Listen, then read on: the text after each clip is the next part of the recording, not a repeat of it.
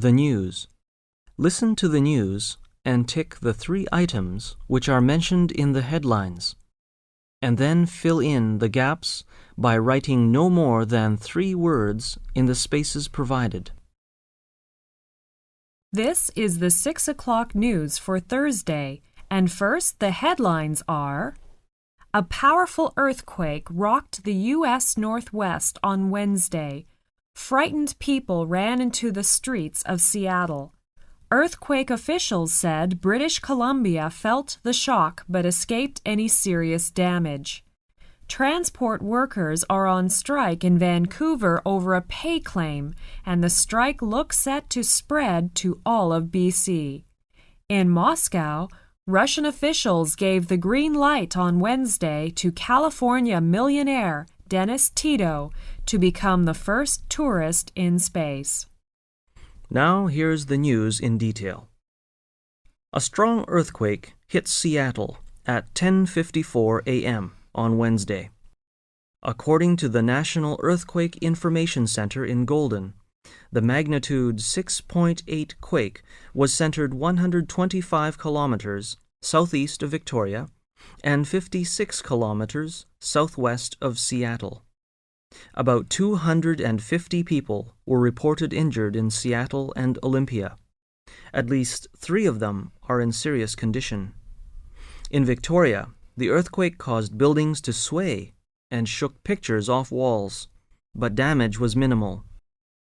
Said Kay Smith, who was on the 8th floor of a downtown Victoria office building. "I thought the building was going to sway and topple over." Yet others didn't feel a thing. A spokesman said that at least 2 local people had hospital treatment for minor injuries. Russian officials gave the green light to California millionaire Dennis Tito to become the first tourist in space, despite reservations from NASA. Tito, 60, the founder of an investment firm, took his final exam.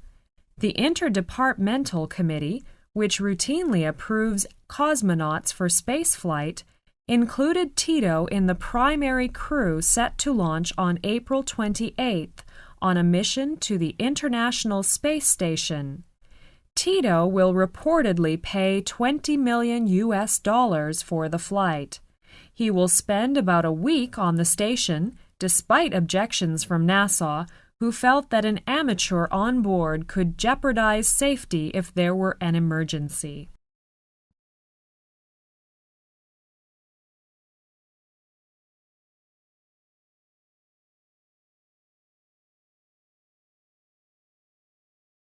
Some interesting places to go. Listen to the talk and choose the right answer for questions 1 to 3, and then fill in the missing information in the notes for questions 4 to 12. Here are some interesting places to visit. First, the West End. The West End is the name given to the area of central London. It includes Trafalgar Square, the main shopping areas of Oxford Street and Regent Street. Most of London's big department stores are in these streets, and the entertainment centres are in Soho, Piccadilly Circus, and Leicester Square. Trafalgar Square was built early in the last century to commemorate the Battle of Trafalgar. Admiral Lord Nelson's statue stands on top of a column in the middle of Trafalgar Square. At Christmas time, carol singers gather round a huge Christmas tree, which is sent to Britain from Norway every year. Behind Nelson's column is the National Gallery. Piccadilly Circus is the center of nightlife in the West End. It is usually at the top of everyone's list of things to see in London because it is so well known. It is actually quite small, and most people are rather disappointed when they see it for the first time because they had imagined it would be much bigger. To the north of Piccadilly Circus is Soho, which has been the foreign quarter of London since the 17th century. Now it has restaurants offering food from a variety of different countries, especially Chinese and Italian ones. London is famous for its live theaters, and there are over 30 theaters within a square mile. If you want to know what is on in London, the best place to look is in a newspaper.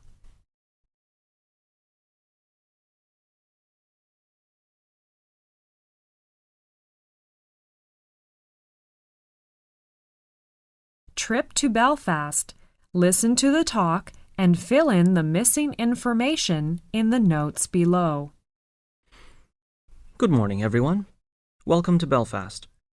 Now I will give you some information about Belfast. Belfast is one of the youngest capital cities in the world, and it has grown incredibly fast. Today, the city has a population of 400,000, nearly a third of the entire population of Northern Ireland. But in the 17th century, it was only a village. Then, during the 19th century, the development of industries like linen, rope-making, engineering, tobacco, and the sea trade doubled the town's size every 10 years.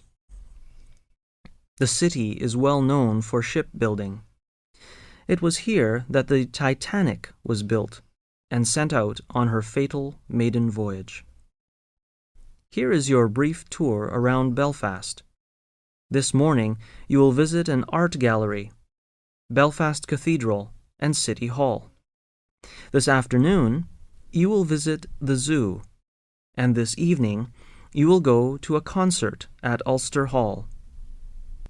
Tomorrow morning, you will visit Ulster Museum and see 9,000 years of human history in Ireland and the gold treasure of the 16th century Spanish warship which was recovered off the coast of Antrim in 1968. In the afternoon, you will go to the Botanic Gardens and you will walk among rare plants. Some of the tropical plants are 100 years old. And then you will visit the Palm House. It was built in 1850. You will have a free evening, so you can go to some local pubs. It's possible for you to find a really friendly atmosphere and enjoy some Irish folk music there. Next morning, at 10, you will leave the hotel and fly back to London. I hope you will enjoy the 2-day tour. Thanks.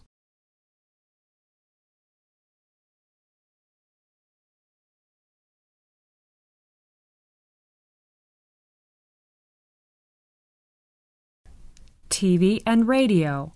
Listen to the talk and complete the notes below. Watching television is one of the great British pastimes. Broadcasting in the United Kingdom is controlled by the British Broadcasting Corporation, known as the BBC, and the Independent Broadcasting Authority, known as IBA. The BBC receives its income from the government. The IBA earns money from private companies advertising.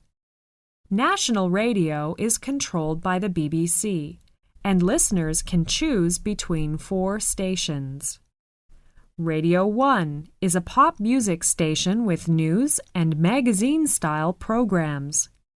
Radio 2 plays light music and reports on sport.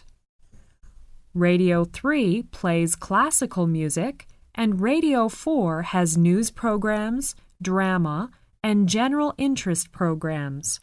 There are many local stations, some private and some run by the BBC. Their programs consist mainly of music and local news. The BBC has 2 TV channels. BBC Two has more serious programs and news features.